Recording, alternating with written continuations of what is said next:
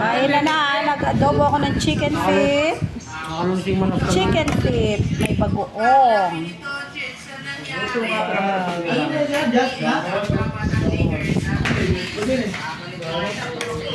Luto rin ako ng kare-kare. Kanina, nagluto akong kare-kare. Ito. Ayan. Dami oh. Pila. Dapat aalis kami ngayon. Kaso hindi na natuloy. Marami kasi ako labahan. Uy, bakla ka no? Sunod na lang.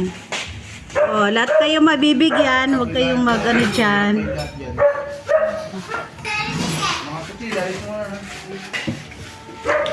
Yung 5 kilong paa ng 5 kilo itong chicken feet. Ito lang.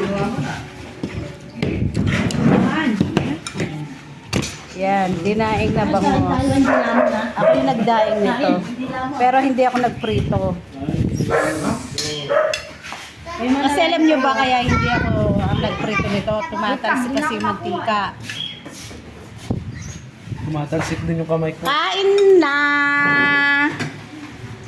Ang payat naman ito.